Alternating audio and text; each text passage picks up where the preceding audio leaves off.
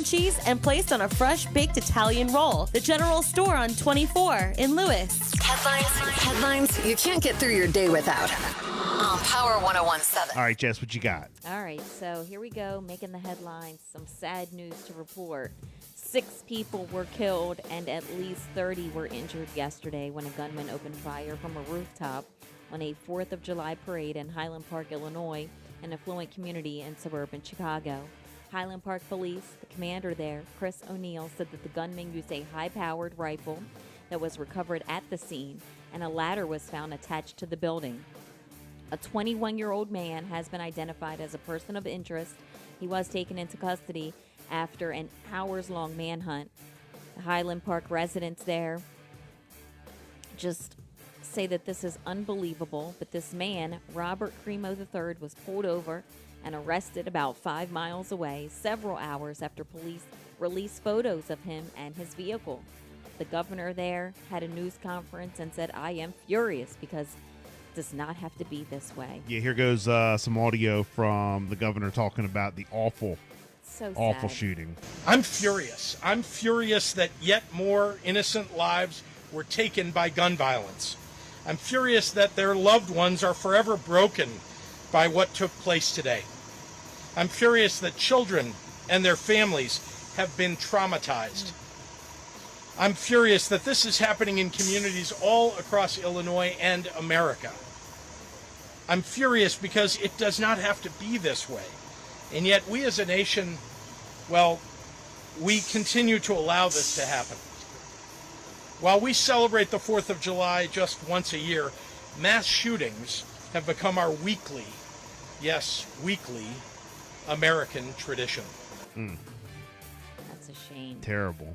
Wow. Also, 2 police officers were shot in Philadelphia last night during a 4th of July fireworks show and a concert. One officer did suffer a graze wound to his forehead, and the other was shot in the shoulder. Both were treated at the hospital and later released. Yet another one. I didn't hear about this till this morning. Yeah. The officers were providing security at the event at the Benjamin Franklin Parkway when shots fired out around 9:47 p.m. It's right when the fireworks began. Police Commissioner Daniel Outlaw said, "We don't know if this was a ricochet from a celebratory gunfire. We don't know if this was intentional. No suspects have been arrested. No persons of interest at this time. No one has been identified." And police say that they were following several leads. So that investigation continues there as 2 Philadelphia police officers were shot during a July 4th celebration. Sad, man. So sad. Also, Brittany Griner, I know we have sports news coming up, but this is making the headlines. This is trending. I'll have more coming up in sports as well, but a letter was written to the president. I heard about this. Good. Yeah. Let's Absolutely. bring her home. Tired of, She says she's terrified. "I might be here forever. Please do all you can do to bring us home. I voted for you for the first time in 2020. I voted for you again. Just please bring me home." So this is what the letter said. Okay. No, I mean, I'm asking. Oh, the letter did say that. Yeah, no. I didn't know if you had it pulled up there. No, that is part of what the letter has written in it to the president. Wow, powerful words. Yeah. So, and like I said, we have more of that coming up in sports, but I just wanted to talk about it briefly there because she is scared for her life. She feels like she's going to be there forever. Here locally on Friday, a jury convicted state auditor Kathleen McGuiness of official misconduct, illegally structuring contracts, and conflict of interest. The verdict marks the first conviction of a sitting statewide elected official in Delaware history. With the news breaking, Delaware leaders have spoken out.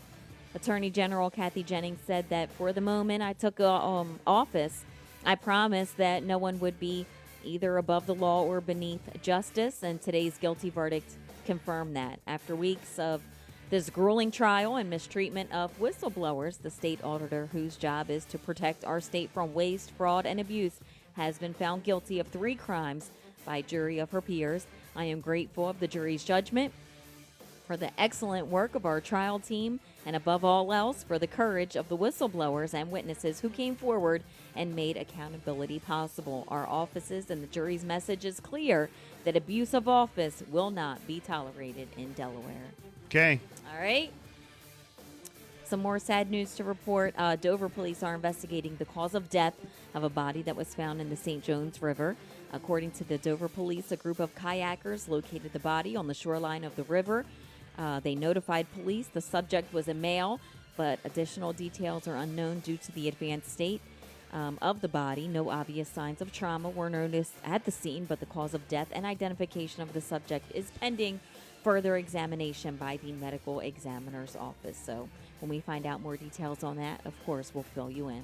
And there you go. Bethany Beach 4th of July parade did return. Milton celebrates their 4th of July as well. The Red, White, and Boom. Great event in Salisbury. So, I mean, around town, it was a great 4th of July here locally. Berlin on Sunday, Ocean Pines yesterday. Everywhere. I mean, it was booming. Yep. We're in the roaring 20s again, because 2020, and then we're in 2022. Once again, we're in the roaring 20s after this pandemic, just like it was after amazing. the 1919 pandemic. So yeah, amazing to see. 6:40, it's a Bill and Jessica show. We got sports on the way.